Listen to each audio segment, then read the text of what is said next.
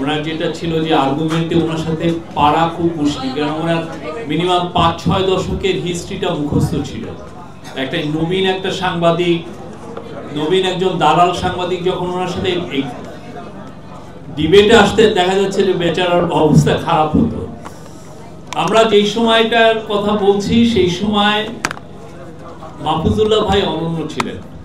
অনেকে আমরা দেখেছি, অনেকে এখানে প্রেস ক্লাবের সামনে অনেকে প্রোটেস্ট করেছেন, অনেকে দূরে থেকে ফেসবুকে অ্যাক্টিভিজম করেছেন, কিন্তু মাহফুজুল্লাহ ভাই খুব সামনে থেকে টিভি ন্যারেটিভ যেটা তৈরি হচ্ছে সেটাকে উনি কনফ্রন্ট করেছেন। উনি যে সাকসেসফুল কতটা হয়েছেন সেটা পরের বিষয়, কিন্তু যে উনি যে ডিফাই করছেন, আমি জানি না আপনার ন্যারেটিভ আমি নিব না, আপনি যে ন্যারেটিভটা ইম্পোজ করতে যাচ্ছেন আমি সেটার মধ্যে ফ্ল দেখছি, সেটার মধ্যে ভয়ঙ্কর রকমের দুর্গন্ধ দেখছি। এই যে এটা যে বলে ফেলা, এটা তো বাংলাদেশে মানে সত্যিকার অর্থে মেরুদণ্ডওয়ালা সাংবাদিক পাওয়া খুব মুশকিল। আর বাংলাদেশের ইতিহাসে সাংবাদিকরা সত্যিকার অর্থে পাওয়ারফুল পিপলের সাথে কলিউশনের হিস্ট্রিটাও খুবই বাজে।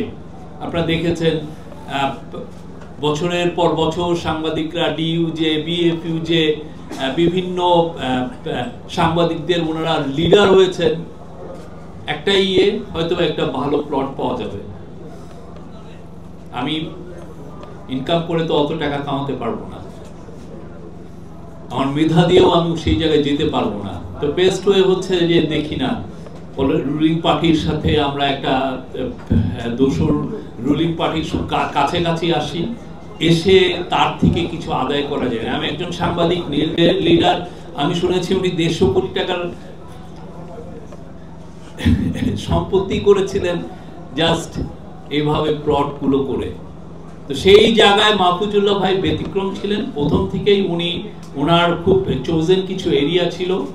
উনি প্রথমত তো কমিউনিস্ট, উনি আমি বলবো যে উনি কোল্ড ওয়ারের একটা সন্তান, যে কোল্ড ওয়ারটা ওনাকে শেপ করেছে। সেইখান থেকে উনি বেরিয়ে এসে বাংলাদেশের পলিটিক্সকে উনি নির্মোহভাবে বিশ্লেষণ করেছেন। ওনার খালেদা জিয়ার উপর যে বইটা, ওনার লাস্ট যেটা বইটা, একটা মাস্টারফুল ওয়ার্ক। ওনার যে শ্রমটা উনি দিয়েছেন এবং কখন উনি লিখেছেন, যখন যেই সময় খালেদা জিয়া তার যে কোর্টের যে উনি বক্তব্য সেটা ছাপার কারণে যাদেরকে যে সময় লোকজনকে অ্যারেস্ট করা হয়েছে, বিএনপির অ্যাক্টিভিস্টদেরকে অ্যারেস্ট করা হয়েছে, উনি খালেদা জিয়ার জীবনী সেই সময় লিখেছেন, ইংলিশে লিখেছেন।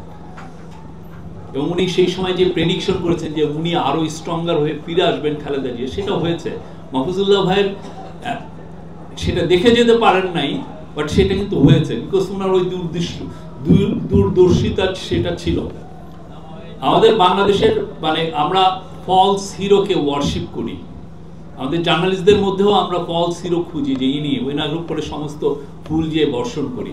মাহফুজুল্লাহ ভাইদের মতো হিরো খুব কম, প্রচুর তারা স্কলাস্টিসিজমে তারা স্পেন্ড করেছেন এবং ওনাদের লেখা সারা জীবন আমাদেরকে পথ নির্দেশনা করে। ওনার বিচিত্রার লেখা, ওনার সাংবাদিক হিসেবে এনভায়রনমেন্টাল জার্নালিজমের ওনার লেখা, ব্রিলিয়ান্ট লেখা। এবং ওনার যেগুলো টক শোতে যেগুলো আমরা এখনো পাই, ওনার আর্গুমেন্ট, যেভাবে উনি আর্গুমেন্ট পেশ করা, যে কোনো ইয়াং সাংবাদিকের জন্য হি ওয়াজ এ লাইক বিকন, সবার জন্য। আমরা বাংলাদেশে আমাদের আরো অনেক মাহফুজুল্লাহ ভাই দরকার। Thank you.